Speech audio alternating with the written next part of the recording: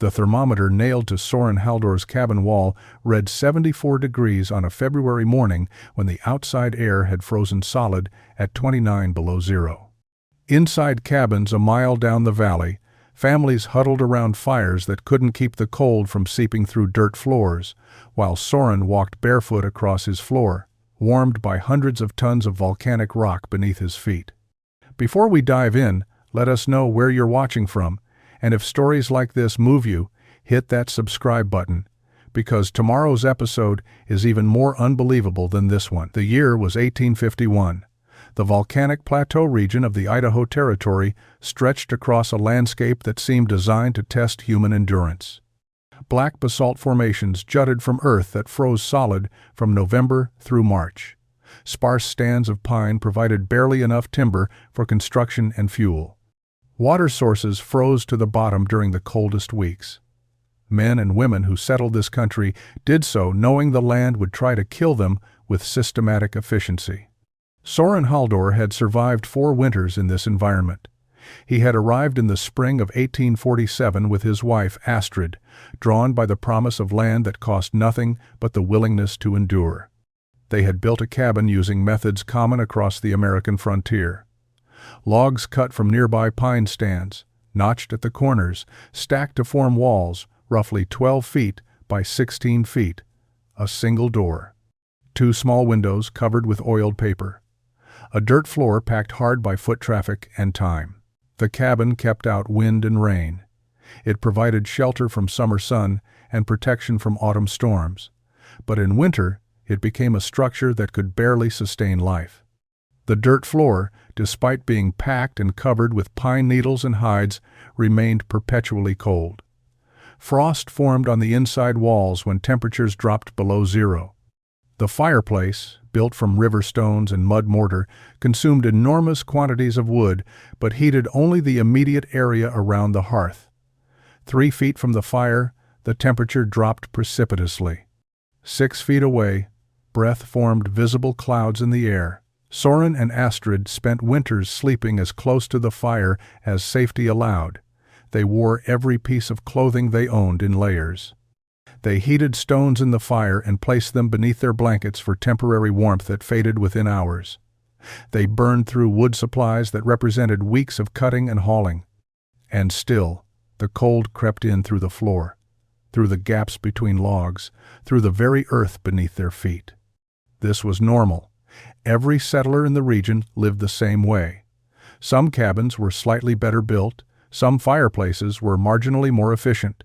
But fundamentally, winter on the volcanic plateau meant constant battle against cold that came up from the frozen ground and pressed down from the sky with equal insistence. People accepted this as the cost of claiming free land in a harsh territory.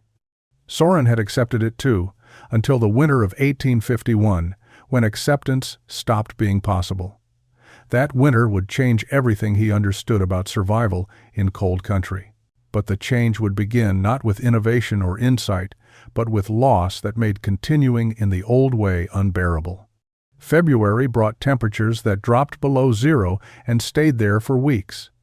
The cold was not dramatic, it simply existed, constant and merciless, draining heat from everything it touched. Soren kept the fire burning day and night. He hauled wood from his dwindling stockpile every few hours. He and Astrid slept in shifts so someone could maintain the flames. It was never enough. Astrid developed a cough in early February. The sound was harsh and wet, coming from deep in her chest. She continued her work because there was no choice. Water needed hauling despite the ice. Meals needed cooking. The fire needed constant feeding. She moved through these tasks with increasing difficulty, her breathing labored, her face flushed with fever that had nothing to do with warmth. Soren watched her decline with growing fear. He knew what pneumonia looked like. He had seen it kill 3 people in the settlement the previous winter. He kept the fire higher, burning through wood at an unsustainable rate. He heated stones and placed them around her sleeping area. He boiled water to create steam in the cabin's cold air. Nothing helped. The dirt floor radiated cold that no fire could overcome. Astrid lay on their bed, elevated 2 feet above the ground, on a simple frame, but the cold rose from below like water seeping through soil. Her body fought the illness and the relentless chill simultaneously. The combination was too much. She died on February 14, 1851, in the hour before dawn. Soren was sitting beside her, feeding the fire, when her labored breathing simply stopped. The silence that followed was absolute. Outside, the wind had died. Inside, the fire crackled softly. Astrid was still. Soren sat without moving for a long time. The fire burned down. The cabin grew colder. He eventually stood and walked outside into air so cold it burned his lungs. The sky was clear. Stars filled the darkness with light that provided no warmth. He stood in the frozen night and felt something inside him break in a way that would not heal. He buried Astrid 2 days later on a hillside a quarter-mile from the cabin. The ground was frozen 18 inches deep. It took him 6 hours to dig a grave using a pickaxe and shovel, breaking through frozen earth in fragments. Bjorn Lunde and Magnus Viker came to help. They stood with him in the cold while he filled the grave and marked it with stones. They offered condolences in few words. There was nothing useful to say. Soren returned to the cabin alone. He stood in the center of the single room and felt the cold rising through the dirt floor beneath his feet. The fire burned in the hearth, but the floor remained frozen. He understood something in that moment with absolute clarity. The cabin had killed Astrid as surely as the pneumonia. The cold coming up through the ground had drained her strength until she had nothing left to fight with. The realization consumed him. Soren stopped trapping. He had lines set across 3 miles of territory, snares and deadfalls placed at beaver runs and game trails. He ignored them all. The work that had occupied his days for 4 years became irrelevant. He left the cabin only to gather firewood and haul water. The rest of his time he spent thinking about cold and floors and the fundamental problem of heat rising while cold sank. He began walking the volcanic plateau in widening circles around his cabin. The landscape was scattered with basalt formations, remnants of ancient lava flows that had created the region's characteristic black rock. The stones ranged from small fragments to massive boulders weighing tons. Most settlers viewed them as obstacles, impediments to plowing and building. Soren started seeing them differently. On a cold March morning, he placed his bare hand on a basalt outcropping that stood 3 feet above the snow. The stone was cold, but noticeably warmer than the air. He left his hand there, feeling the temperature difference. The sun had been up for 2 hours. The black stone had absorbed solar radiation and retained it. He moved to another outcropping in full shadow. That stone was colder but still warmer than the surrounding air. Soren began conducting experiments with the systematic focus of someone who had found purpose. He collected basalt stones of various sizes and placed them around his fire in the evening. In the morning, he checked their temperature by touch. Larger stones retained heat longer. Denser stones held warmth better than porous ones. Stones placed in contact with each other seemed to maintain temperature longer than isolated stones. He dug test holes near his cabin, placing stones at various depths and monitoring them over days. Stones buried 1 foot deep stayed warmer than surface stones. Stones at 2 feet depth were warmer still. He realized the earth itself held heat, particularly earth insulated by stone mass above it. The volcanic plateau sat above geothermal activity. The warmth was subtle but measurable. Over 3 weeks, Soren developed an understanding that had no formal education behind it, but was grounded in careful observation. Volcanic rock had thermal mass. It absorbed heat from any available source and released it slowly over time. A large enough mass of stone, properly positioned, could store significant heat during warm periods and release it gradually when temperatures dropped. The principle was simple. The application required thinking about cabin construction in a completely different way. Other settlers noticed Soren's behavior. Bjorn Lunde found him one afternoon, kneeling beside a pile of basalt stones, arranging and rearranging them in patterns. Bjorn asked what he was doing. Soren said he was planning a new cabin. Bjorn looked at the stones and then at Soren's existing cabin, which was perfectly serviceable by frontier standards. He shook his head and walked away. The other man had clearly lost his mind to grief. Spring arrived gradually on the volcanic plateau.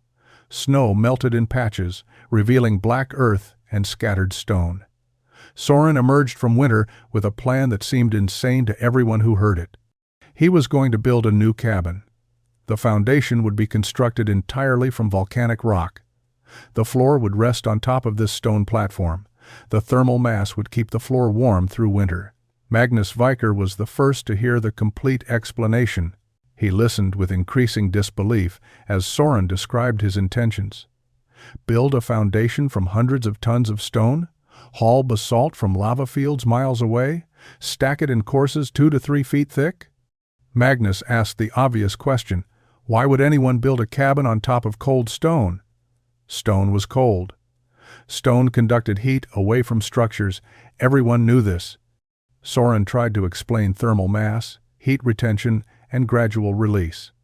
He talked about his experiments with buried stones and fire-heated rocks. He described how volcanic basalt stayed warmer than surrounding materials. Magnus listened, but understood nothing except that Soren planned to spend months doing what made no sense. A cabin needed a foundation that kept it level. Beyond that, simpler was better. Dirt floors had served frontier families for generations. Word spread through the scattered settlement. Soren Haldor was building a cabin on volcanic rock. The response was uniform mockery mixed with genuine concern. Grief had broken something in the man's mind. He was wasting time and effort on construction that would leave him with a colder cabin than what he already had. Stone floors were colder than dirt. This was basic knowledge. Bjorn Lunde confronted Soren directly. He rode to the cabin site where Soren had begun staking out dimensions. Bjorn was blunt. This was foolishness. Astrid's death had been tragic, but building a crazy cabin would not bring her back. Soren needed to trap, put in a garden, prepare for next winter in sensible ways. Building on stone was the opposite of sensible. Soren listened without arguing. He thanked Bjorn for his concern and continued working.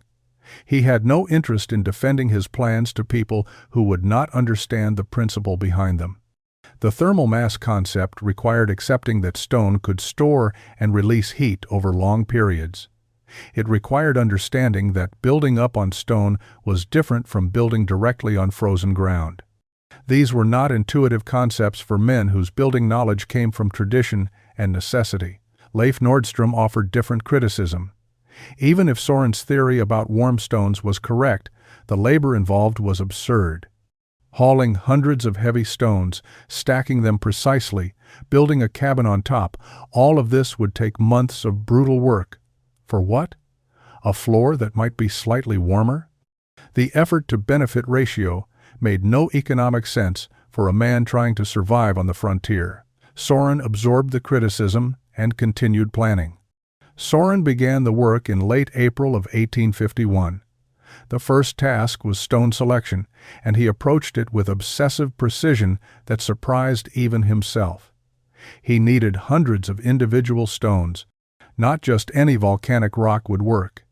Each stone had to meet specific criteria he developed through trial and observation over the previous weeks. The primary lava field lay 2 miles northeast of his cabin site. Ancient volcanic activity had created a landscape of broken basalt formations, scattered boulders, and fields of fragmented rock. Soren walked this terrain for days, studying the variations in stone type, density, and structure. He learned to identify subtle differences that mattered for his purposes. Weight was the first criterion. Stones needed to be heavy enough to provide thermal mass, but light enough for one man to move with available tools. He settled on a range between 40 and 120 pounds per stone. Anything lighter lacked sufficient mass. Anything heavier could not be transported efficiently on the sled he planned to build. Density came second. Volcanic rock varied significantly in how porous it was. Some basalt was filled with air pockets from gas bubbles in the original lava. This stone was lighter, but held less heat. Denser basalt without significant porosity retained warmth far longer. Soren tested stones by hefting them, comparing weight to size. Dense stones felt heavier than their dimensions suggested. These were the ones he marked mentally for collection. Shape mattered for construction purposes. Soren wanted stones that were relatively flat on at least two sides. Rounded boulders would not stack efficiently. Irregular fragments would create gaps that reduced thermal contact between courses. He looked for stones that nature had broken along relatively straight planes, pieces that could be fitted together with minimal gaps. Surface texture provided clues about weathering and stability. Stones with heavily weathered surfaces had been exposed to freeze-thaw cycles that could create internal fractures. Soren preferred stones with smooth, dark surfaces that showed minimal weathering. These had either been recently exposed or had resisted degradation. They were more likely to remain structurally sound under the weight of stacked courses and cabin construction above. He developed a testing method. Each potential stone was struck with a hammer. Sound mattered. Dense basalt produced a sharp, clear ring. Porous or fractured stone gave a dull thud. The acoustic test became Soren's primary field assessment tool. He would strike a stone, listen, and decide within seconds whether it met his requirements. Over 6 weeks, Soren identified and marked approximately 600 stones scattered across the lava field. He used small cairns of white quartz fragments to mark each selected stone's location. From a distance, the lava field appeared dotted with small white markers, a map of his intended foundation visible to anyone who understood what they were seeing. Neighbors who saw him working thought the behavior confirmed his mental decline. Soren spent entire days in the lava field, striking stones with a hammer and listening to the sounds they made. He marked certain stones and ignored others with no pattern anyone else could discern. Magnus Viker watched from a distance one afternoon and rode away, shaking his head. The man was lost to grief and obsession. Soren noticed none of this. He was focused entirely on identifying the right stones. Everything else was irrelevant. Moving 600 stones weighing between 40 and 120 pounds each across 2 miles of rough terrain presented a logistics problem that absorbed Soren's complete attention through May and June. He needed a transport system that one man could operate alone. Standard wagons were too heavy for the volcanic plateau's uneven ground. Pack horses could not carry stones of the required weight. He needed something purpose-built. Soren spent 4 days constructing a heavy sled from pine logs. The runners were 8 feet long, hewn from straight-grained logs and shaped on the bottom surface to slide across ground with minimal friction. He connected the runners with cross pieces bolted through with wooden pins. The bed was reinforced with additional bracing to handle concentrated weight. The entire structure was overbuilt by normal standards, designed to handle repeated stress of hauling 100-pound stones across broken ground. He rigged a harness system using rope and leather straps salvaged from old tack. The harness distributed pulling force across his shoulders and chest, allowing him to lean into the load and use his body weight for leverage. When the sled was loaded, he could drag it across relatively level ground through sustained effort. Uphill sections required different techniques, sometimes involving block and tackle anchored to trees or rock outcroppings. The work became brutally routine. Soren would walk to the lava field at first light, pulling the empty sled behind him. The 2-mile journey took 40 minutes. He would load stones onto the sled, usually 4 to 6, depending on their individual weights. The loaded sled weighed between 300 and 600 pounds. He would harness himself and begin the return journey. Pulling the loaded sled across 2 miles of volcanic plateau terrain took between 2 and 4 hours depending on the route and stone weight. The ground was uneven, scattered with smaller rocks that caught the sled runners. Sections of the route crossed areas where ancient lava had created surfaces as rough as broken glass. Other sections crossed soft volcanic soil that caused the runners to dig in, requiring constant adjustment of pulling angle to keep the sled moving. Soren made 1 round trip per day when conditions were good. Some days he made none because rain turned the volcanic soil into adhesive mud that made hauling impossible. Some days he managed 2 trips by extending his working hours into evening, pulling the loaded sled by moonlight when the moon was full enough to see the route clearly. His body adapted to the work over weeks. Shoulders developed muscle. Hands became calloused. His technique improved as he learned to read the ground ahead and choose routes that minimized resistance. He developed a rhythm of movement that allowed him to sustain effort for hours, a steady, leaning pull that covered ground without exhausting him completely. By late June, he had moved approximately 200 stones to the cabin site. The pile grew slowly, each stone representing hours of effort. Neighbors occasionally passed by and saw the growing stack of basalt beside the staked-out foundation. The sight reinforced their certainty that Soren was wasting time on a project that made no sense. Bjorn Lunde stopped one afternoon and asked how long this foolishness would continue. Soren said he needed 400 more stones. Bjorn rode away without responding. The hauling continued through July and into August. By late August, Soren had accumulated enough stones to begin actual construction. The pile of volcanic basalt beside his staked foundation represented 3 months of brutal labor. Now came the work of transforming raw material into a functioning thermal mass system. He approached foundation design with the same methodical focus he had applied to stone selection and transport. The cabin footprint was marked at 14 feet by 18 feet, slightly larger than his previous structure. Soren wanted more interior space, but size was limited by the spanning capability of pine logs available for roof beams. The foundation would extend 3 feet beyond the cabin walls on all sides, creating a platform 20 feet by 24 feet. This extension was critical to his design. The additional stone mass would absorb and store heat, creating a thermal buffer around the cabin's perimeter. Soren began by excavating the foundation area. Most frontier builders simply cleared surface debris and built directly on ground. Soren dug down 8 inches across the entire 20 by 24-foot area. The excavation removed topsoil and organic material that would decompose and settle over time. He wanted his foundation resting on stable volcanic subsoil that would not shift or compress under the weight of stacked stone. The excavated area was leveled using a simple but effective technique. Soren filled the depression with 4 inches of crushed volcanic rock, small fragments he collected from areas where basalt had weathered into gravel. He raked this base layer level and tamped it firm by walking across it repeatedly.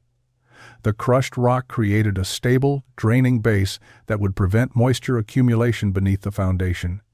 Water was the enemy of thermal mass. Wet stone conducted heat away rather than storing it. Foundation construction began with the largest stones. Soren sorted his collection, identifying the heaviest and flattest pieces. These formed the first course, the base layer that would support everything above. He positioned each stone carefully, using smaller rock fragments as shims to ensure each piece sat level and stable. The stones were fitted as tightly as possible, but Soren deliberately left small gaps between them. The gaps were counterintuitive but essential. Solid stone construction with no airspace would conduct cold efficiently from ground to surface. Air gaps created insulation. More importantly, they allowed air circulation through the foundation mass. Moving air would help distribute heat throughout the stone volume, preventing cold spots and ensuring even thermal performance. The gaps were typically 1 to 2 inches wide, enough for airflow but not so large that they compromised structural integrity. The first course took 2 weeks to complete. Soren worked alone, positioning stones that sometimes weighed over 100 pounds without mechanical advantage beyond wooden levers and fulcrums. He developed techniques for rolling stones into position, using leverage to achieve what strength alone could not. Each stone was tested for stability before he moved to the next. If a stone rocked or shifted when weight was applied, he removed it and adjusted the base until it sat perfectly firm. The second course followed the same principles but used medium-weight stones, pieces in the 60 to 90-pound range. The second course of foundation stones went down through September. Soren positioned each piece to bridge the gaps in the course below, creating an interlocking pattern similar to brickwork. The principle was load distribution. Weight from above needed to spread across multiple stones rather than concentrating on single points. Each stone in the second course rested on at least 2 stones below, sometimes 3 or 4, depending on size and placement. Soren observed patterns as the foundation rose. Certain arrangements created more stability than others. Longer stones oriented perpendicular to the course below provided better structural bridging. Stones with similar thickness across their length created more uniform bearing surfaces. He adjusted his placement strategy based on these observations, developing intuitive understanding of structural principles that engineers would recognize but could not have explained in formal terms. The thermal mass engineering happened simultaneously with structural construction. Soren was building for 2 purposes: supporting the cabin weight and storing heat. The balance between these requirements shaped every decision. Thicker foundation meant more thermal mass, but also more weight and material. He settled on a final height of 30 inches, 3 courses of stones averaging 10 inches thick each. Air circulation through the foundation remained a priority. As each course went down, Soren ensured gaps aligned vertically in places, creating chimneys that would allow air movement from bottom to top of the stone mass. These vertical channels would help distribute heat absorbed at the surface down into lower courses. They would also prevent moisture accumulation by allowing evaporation and air exchange. The top course required the flattest stones. The cabin floor would rest on this surface, and irregularities would translate to an uneven floor. Soren used his smallest stones here, pieces in the 40 to 60 pound range that he could position with precision. He checked level constantly, using a straight edge and a bowl of water. If the water surface was parallel to the straight edge when laid across stones, the surface was level, primitive but effective. By early October, the foundation was complete. The structure was massive by frontier standards. Approximately 570 stones stacked in 3 courses created a platform that weighed roughly 30 tons. The foundation extended 3 feet beyond the planned cabin walls on all sides. From a distance, it looked like an ancient ceremonial platform, a rectangular mass of dark stone rising 30 inches above the surrounding ground. Neighbors came to see the finished foundation. Magnus Viker walked around it slowly, examining the construction. He admitted the stonework was impressive. The foundation was level, stable, and clearly built with skill, but he still could not understand the purpose. Why build this massive stone platform to support a small cabin? Soren explained again about thermal mass and heat storage. Magnus nodded politely, but his expression showed he considered it elaborate foolishness. Soren did not care about convincing anyone. The foundation was built. Now came the cabin itself. Cabin construction began in mid-October of 1852. Soren had spent an entire season building the foundation. Now he would build the structure that foundation would support. The work followed standard frontier methods in most respects, but with critical modifications based on his thermal mass design. The logs came from pine stands 3 miles west. Soren selected trees carefully, looking for straight trunks 12 to 14 inches in diameter. He cut, limbed, and hauled 28 logs over 2 weeks. The logs were notched using simple saddle joints at the corners. Soren was a competent carpenter but not exceptional. His log work was adequate, creating walls that were reasonably straight and gaps that could be chinked effectively. The critical difference was the floor system. Standard frontier cabins had floors built directly on the ground or on simple log runners laid across dirt. Soren's floor would rest on top of the volcanic stone foundation with an air gap beneath. This gap was essential to his design. The space would allow heat radiating from the stone mass to warm the floor from below without direct contact that might conduct heat away too quickly. Soren built the floor frame using smaller pine logs as joists. These joists rested directly on the top course of foundation stones, running perpendicular to the cabin's length. He spaced them 16 inches apart, closer than standard construction. The tight spacing would support floor planks without sagging and create multiple pathways for heat transfer from stone to wood. The air gap beneath the floor was 6 inches. This dimension came from experimentation during his testing phase. 6 inches allowed adequate airflow while keeping the floor close enough to the stone mass to receive radiant heat effectively. Larger gaps would reduce heating efficiency. Smaller gaps would restrict air circulation and potentially trap moisture. Floor planks were hewn from pine logs, split lengthwise, and smoothed on one side with a draw knife. Soren had no access to milled lumber. Each plank required hours of work to create a reasonably flat surface. He fitted the planks tightly, leaving minimal gaps between them. The floor needed to be as airtight as possible to prevent heat loss through cracks. The cabin walls rose during November. 4 walls of notched logs, chinked with a mixture of clay and moss. 2 small windows on the south wall to capture winter sun. A door on the east side. Simple construction that any frontier builder would recognize. The only unusual feature was the relationship between cabin and foundation. The walls rested on floor joists that rested on stone. The entire cabin structure sat elevated 36 inches above ground level when foundation height and floor gap were combined. This elevation created an unexpected benefit Soren had not anticipated. The cabin was above the ground level cold zone where frost accumulated and cold air pooled. Winter temperatures varied by height. Air at ground level could be 10 degrees colder than air 3 feet up. By elevating his cabin, Soren had inadvertently placed his living space in a slightly warmer microclimate. The roof went on in early December. December brought the first serious cold. Temperatures dropped below freezing at night and barely climbed above during the day. Soren worked steadily to complete the cabin interior before winter fully arrived. The roof was finished, a simple gable design covered with split shakes. The door was hung and fitted. The windows were covered with oiled paper that allowed light but blocked wind. The fireplace represented Soren's most significant departure from his previous cabin design. Most frontier fireplaces were large, intended to produce maximum heat output. Soren built a small fireplace barely 3 feet wide.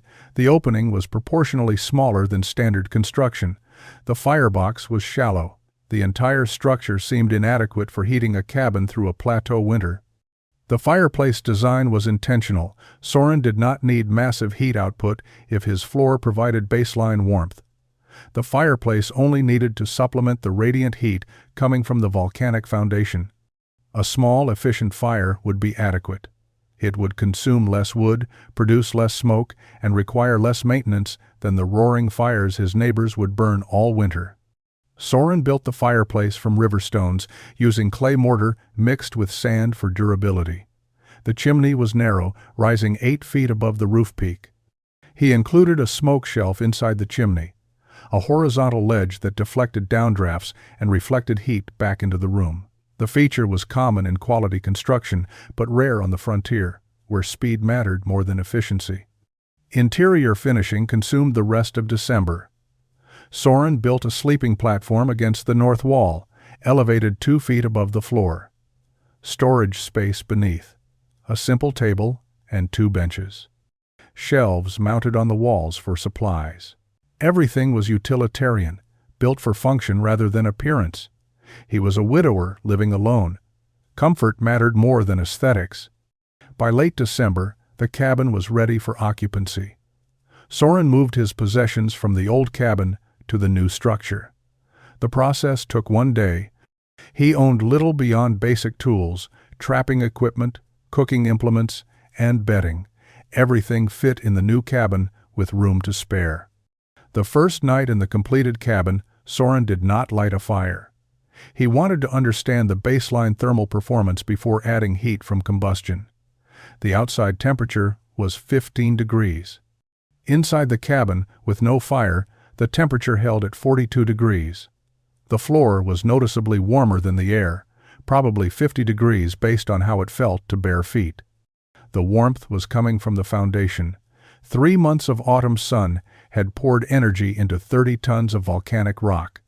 That stone mass was now releasing stored heat gradually upward through the floor. The system was working even before winter truly tested it. Soren lay in his bed that first night and felt vindicated in ways he could not articulate to the neighbors who thought him crazy. January of 1853 arrived with temperatures that tested every structure on the volcanic plateau. The cold came in waves, each one pushing thermometers lower. 10 degrees below zero, 15 below, 20 below on the coldest mornings. Wind swept across the open country with nothing to slow it, driving the effective temperature even lower. This was the winter that separated adequate shelters from failures. Soren lit his first fire in the new cabin on January 3rd. A small fire, nothing like the massive blazes his neighbors maintained. He used seasoned pine and fed the flames just enough to keep them alive. The fireplace drew well, pulling smoke up the narrow chimney efficiently. Heat radiated from the firebox into the cabin space, but the fire itself was not the primary heat source Soren was monitoring. He had placed a thermometer inside the cabin, mounted on the wall 5 feet above the floor. Another thermometer hung outside the door. The comparison between interior and exterior temperatures told him everything he needed to know about his system's performance. On that first evening, with a small fire burning, outside temperature was 8 degrees. Inside temperature was 64 degrees. The floor temperature, measured by laying the thermometer directly on the planks, was 68 degrees. The floor was warmer than the air. This was the confirmation Soren had worked toward for 9 months. Heat was radiating upward from the volcanic foundation, warming the floor planks, which then warmed the air above them. The small fire supplemented this baseline warmth, bringing the total interior temperature to comfortable levels. The system worked exactly as he had theorized. Over the next week, Soren refined his fire management. He discovered he could let the fire die completely overnight. The floor retained enough warmth to keep the cabin interior above 50 degrees, even with no active fire. In the morning, he would rebuild a small fire that brought temperatures back to the mid-60s within an hour. Total wood consumption was a fraction of what he had burned in his previous cabin. The volcanic foundation's thermal performance improved as winter progressed. The stone mass had absorbed heat through spring, summer, and autumn. Now it was releasing that stored energy gradually. The release rate was slow enough that the foundation would provide warmth for months. Soren understood he was living inside a giant thermal battery that charged during warm seasons and discharged during cold ones. By late January, outside temperatures had dropped to 29 below zero on the coldest morning. Inside the cabin, with a fire that barely qualified as such, the temperature held at 72 degrees. The floor measured 74 degrees. Soren walked barefoot across the planks, feeling warmth that would have been impossible in any standard frontier cabin. The contrast between interior comfort and exterior brutality was extraordinary. Neighbors had not yet seen the results. Soren lived alone and received few visitors during deep winter. But the testing would come. Winter always found weaknesses in construction and design. Soren's cabin would either prove itself or fail. The evidence so far suggested it would do more than merely survive. February brought weather that frontier settlers would remember for years. The cold intensified beyond normal winter severity. Temperatures dropped to 30 below zero and stayed there for days at a time. Wind created conditions that made outdoor exposure dangerous after minutes. This was survival weather, the kind that killed livestock, froze water supplies solid, and tested whether cabins could sustain human life. Across the scattered settlement, families burned wood at desperate rates.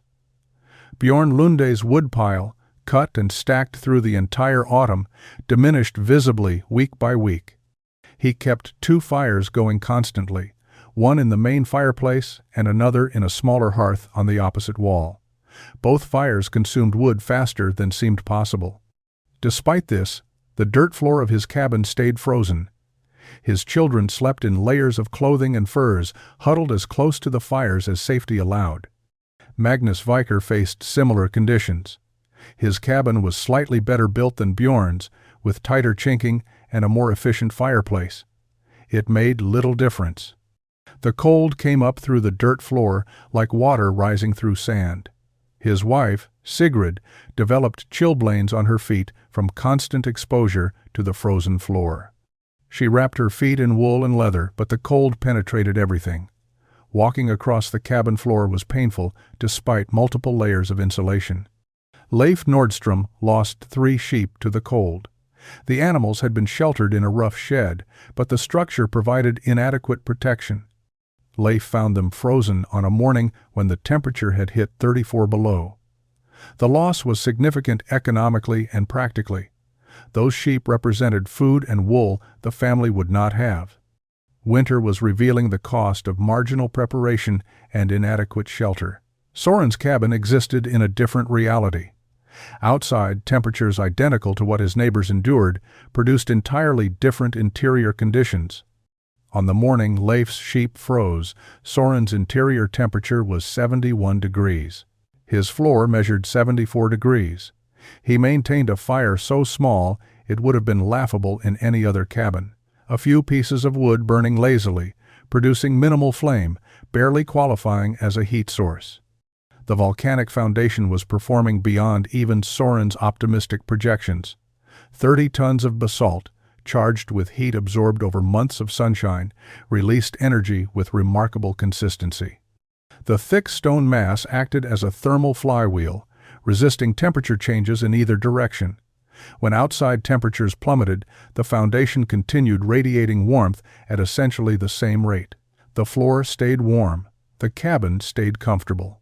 Soren's wood consumption during February was approximately 1/5 what he had burned the previous winter in his old cabin. He was using less wood during the coldest month on record than he had used during moderate cold the year before. The efficiency gain was dramatic and measurable. His wood pile, adequate but not excessive, showed little depletion.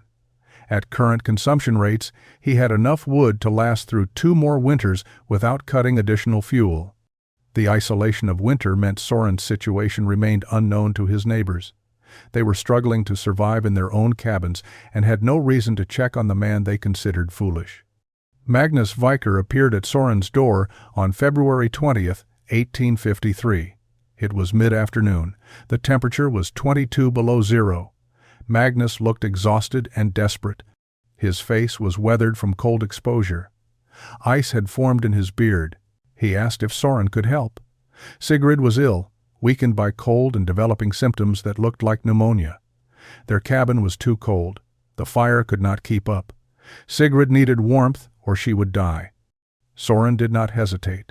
He told Magnus to bring Sigrid immediately. Magnus rode back to his cabin, wrapped Sigrid in every blanket they owned, and brought her on horseback through cold that was dangerous for the trip alone. When he carried her into Soren's cabin, the temperature difference was immediately obvious. Magnus stood in the doorway holding his wife and felt warm air radiating from the interior. It made no sense given the weather outside. Soren helped Magnus settle Sigrid on the sleeping platform. She was conscious but weak, her breathing labored. The warmth of the cabin was the first comfort she had felt in weeks. Magnus stood in the center of the room, trying to understand what he was experiencing. The cabin was warm, genuinely warm. The small fire burning in the fireplace could not possibly account for the temperature. Where was the heat coming from? Soren pointed at the floor. Magnus looked down. The floor planks were bare pine, nothing unusual about their appearance. Soren told him to remove his boots and stand on the floor. Magnus did so, skeptical. His feet touched the planks, and he understood immediately. The floor was warm, not slightly warm, genuinely, noticeably warm. Heat radiated from the wood into his frozen feet. He stood there for a long moment, feeling warmth he had not experienced in his own cabin all winter. Magnus asked how this was possible. Soren explained the volcanic foundation, thermal mass, heat storage, and release, the entire system he had built over 9 months while his neighbors watched and mocked. Magnus listened with growing comprehension. The massive stone platform beneath the cabin was not just structural support, it was a heating system. 30 tons of rock storing and releasing heat. The concept was so simple and so revolutionary that Magnus could not understand why no one had thought of it before. Sigrid remained in Soren's cabin for 3 days. The warmth allowed her body to fight the illness without the additional stress of constant cold. Her breathing improved. Color returned to her face. She slept without shivering for the first time in weeks. Magnus stayed with her, sleeping on the floor near the fire, though the fire was barely necessary given the warmth radiating from beneath. During those 3 days, Magnus studied every aspect of Soren's cabin. He examined the foundation from outside, walking around the stone platform and understanding its massive scale. He looked at the floor construction from beneath, seeing the air gap and understanding how heat transferred from stone to wood. He asked detailed questions about stone selection, foundation building, and thermal performance. Soren answered everything. Magnus and Sigrid returned to their cabin on February 23rd. Sigrid had recovered enough to travel, though she was not fully well. Magnus had promised to keep their fire higher and had asked Soren for advice on improving their cabin's heating. Soren suggested basic improvements: sealing floor gaps, improving chinking, building a reflective back wall behind the fireplace. Small changes that would help, but could not replicate the volcanic foundation's performance. 2 days later, Bjorn Lunde appeared at Soren's door. He had spoken with Magnus, who had told him about Sigrid's recovery and the warmth of Soren's cabin. Bjorn was skeptical, but curious. Could he see this warm floor for himself? Soren invited him in. Bjorn stood in the cabin's center and felt the same shock Magnus had experienced. The cabin was genuinely warm despite outside temperatures in the teens below zero, and a fire that would not heat a storage shed in normal construction. Bjorn removed his boots without being asked. He stood on the floor and felt heat radiating into his feet. He walked across the cabin, checking different areas. The entire floor was uniformly warm. This was not a hot spot near the fireplace.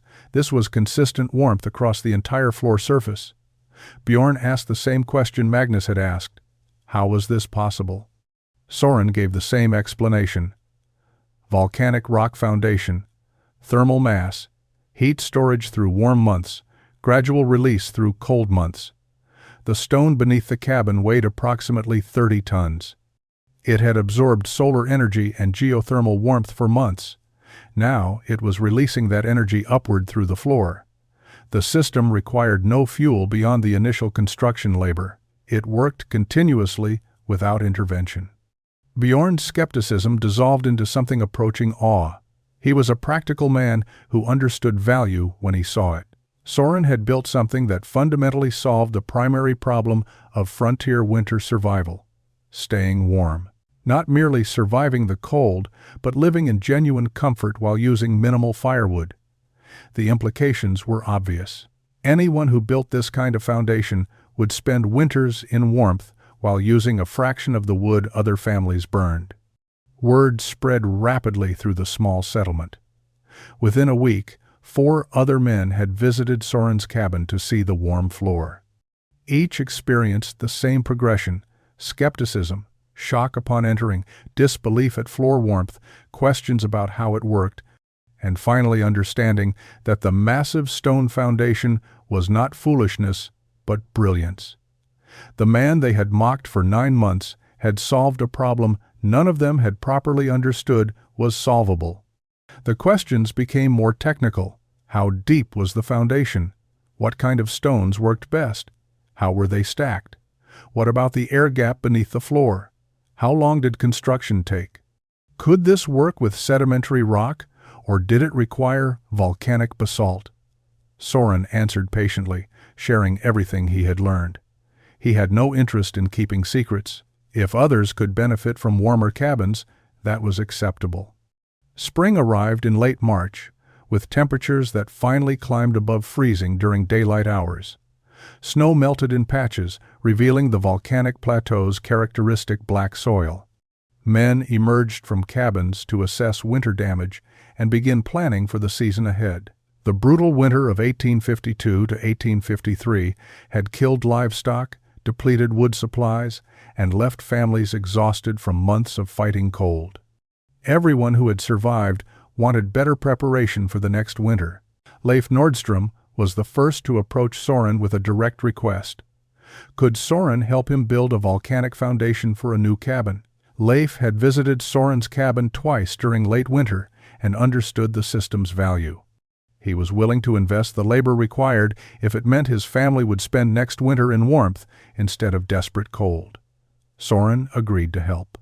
They began work in early April. Leif's cabin site was located a mile south of Soren's location, near a small creek that provided water year-round. The site had good drainage and southern exposure. More importantly, it was within reasonable distance of lava fields where volcanic basalt could be harvested. Soren explained the entire process: stone selection, transport, foundation, construction, floor system design, every detail he had learned through trial and observation. The stone selection took 3 weeks. Soren taught Leif how to identify dense basalt, how to test stones acoustically with a hammer, how to judge appropriate size and weight. They marked stones across the lava field using the same white quartz cairn system Soren had employed. Leif was younger and stronger than Soren. He could move larger stones with the heavy sled. They decided on slightly bigger average stone size, which would reduce total stone count while maintaining thermal mass. Hauling consumed most of May. Leif built his own sled based on Soren's design but reinforced for heavier loads. He could move 6 to 8 stones per trip compared to Soren's 4 to 6. The work was brutal, but Leif had watched his children suffer through winter in a cabin that could not keep them warm. The memory drove him through exhaustion and physical pain.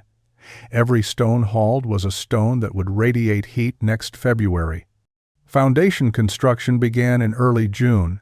Soren guided the work but let Leif do most of the physical labor. The younger man needed to understand the principles through direct experience. They excavated the foundation area, laid crushed rock base, and began stacking courses. Soren emphasized the importance of air gaps, thermal contact between stones, and structural stability. Each stone needed to be placed with intention, not just stacked randomly. By late July, Leif's foundation was complete. The platform was slightly larger than Soren's, 22 feet by 26 feet, using approximately 650 stones. The total mass was heavier, perhaps 35 tons. Leif began cabin construction immediately, working through August to get walls and roof finished before autumn. His cabin would be ready for winter testing. Bjorn Lunde watched Leif's progress through summer with increasing interest. He had been the most vocal skeptic of Soren's original project. Now he was reconsidering. His own cabin had barely sustained his family through the previous winter. By autumn of 1853, 3 families were living in cabins built on volcanic foundations. Soren's original structure had proven itself through one brutal winter. Leif Nordstrom's cabin was newly completed and ready for testing.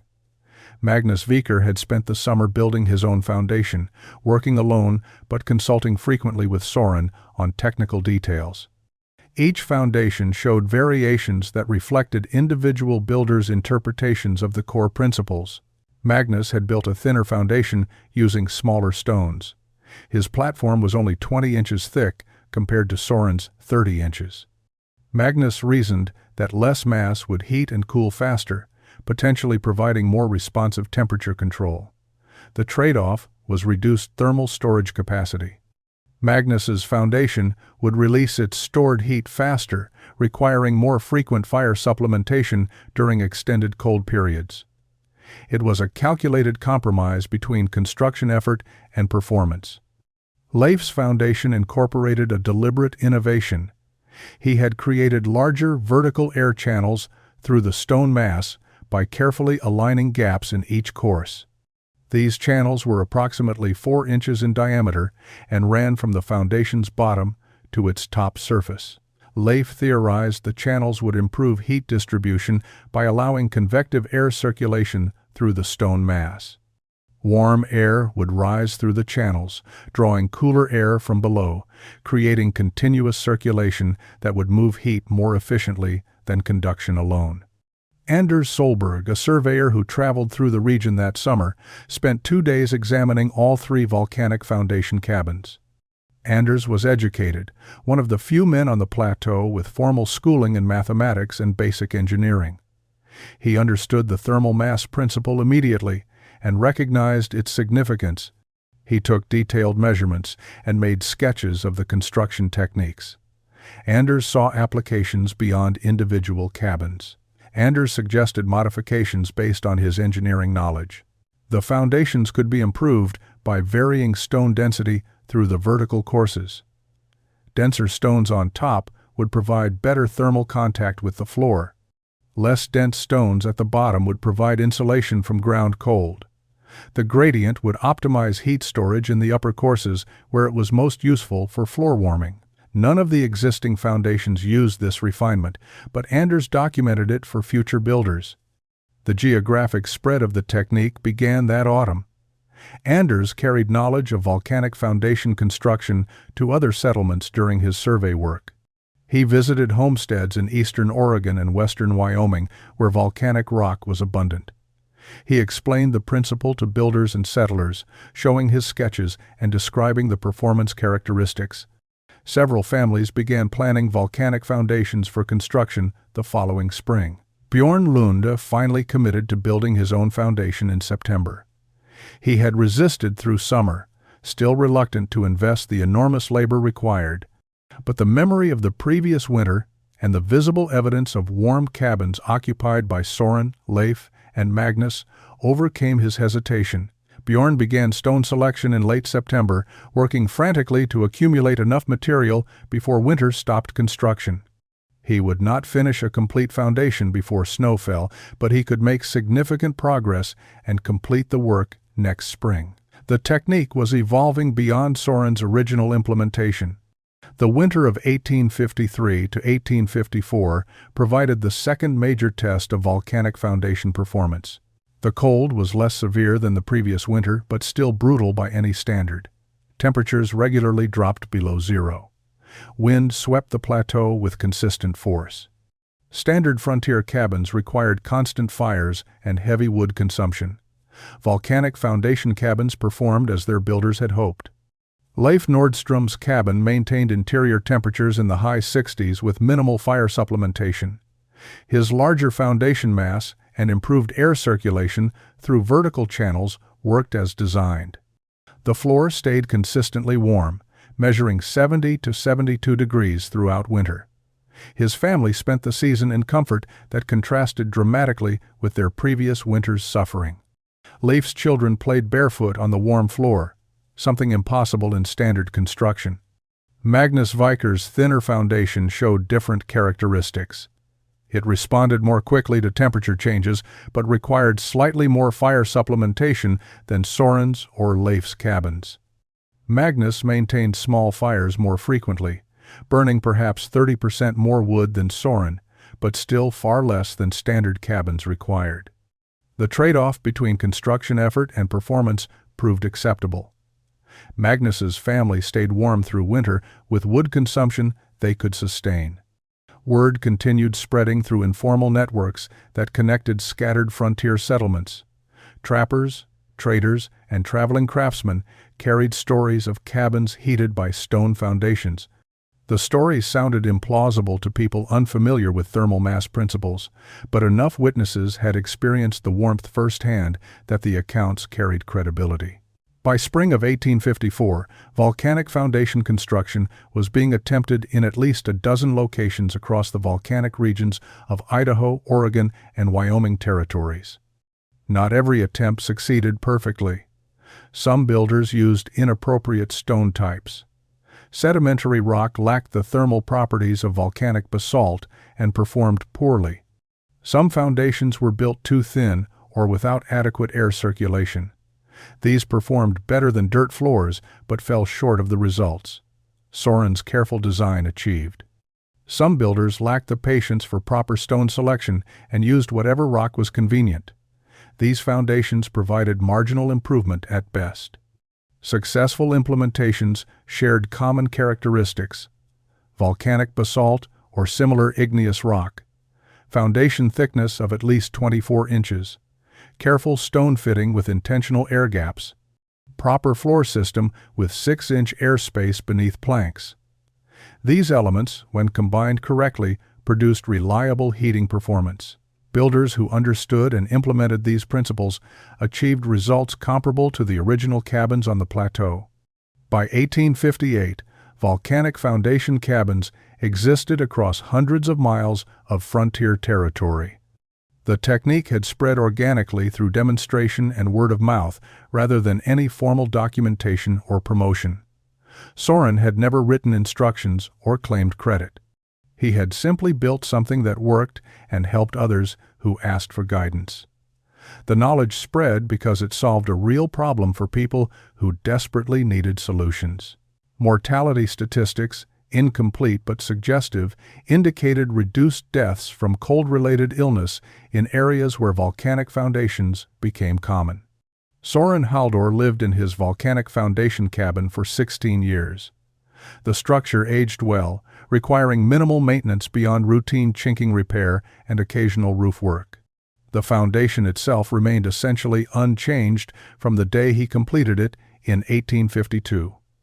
Volcanic basalt did not decay or degrade. The stones sat in their courses, stable and solid, continuing to store and release heat with the same efficiency they had shown during the first winter.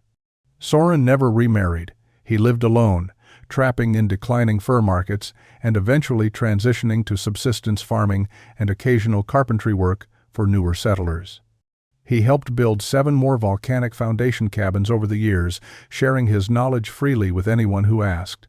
He took no payment beyond occasional meals or traded goods. The technique had saved his life by giving him purpose after Astrid's death. Helping others implement it seemed appropriate. The plateau settlement grew slowly.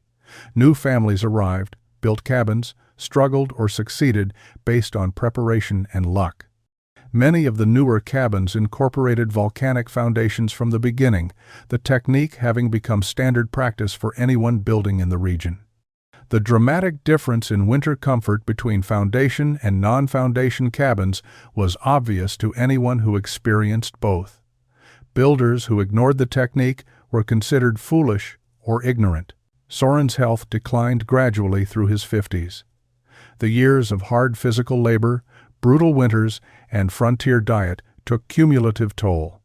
He developed a persistent cough in 1868 that never fully resolved. By 1869, he was noticeably weaker, moving with difficulty, and unable to work as he had in previous years. Leif Nordstrom and Magnus Viker checked on him regularly, bringing food and helping with tasks beyond his diminishing strength. Soren Haldor died on November 3, 1869. He was 58 years old. Leif found him in the cabin, lying peacefully in his bed. The floor was warm. A small fire burned in the fireplace. The volcanic foundation was doing what it had done for 17 winters, radiating steady warmth upward through the planks. Soren had died in comfort, surrounded by warmth that he had engineered into existence through obsessive focus on a problem most people accepted as unsolvable. They buried him beside Astrid on the hillside overlooking the creek. Magnus, Leif, Bjorn, and a dozen other men who had known him attended. Several spoke briefly about his skill as a builder and his willingness to help others. No one mentioned innovation or legacy. Frontier culture did not emphasize such things. A man was remembered for whether he helped his neighbors and whether his work was solid. By those measures, Soren had lived well. His cabin stood for decades after his death. New occupants maintained it, recognizing the superior construction. The volcanic foundation continued performing exactly as designed, warming floors through winters into the 1880s and beyond. Eventually, the cabin was abandoned as settlement patterns shifted and people moved to developing towns. The logs weathered and collapsed. But the foundation remained, a rectangular platform of dark stone rising from volcanic soil, testament to one man's refusal to accept that floors had to be cold.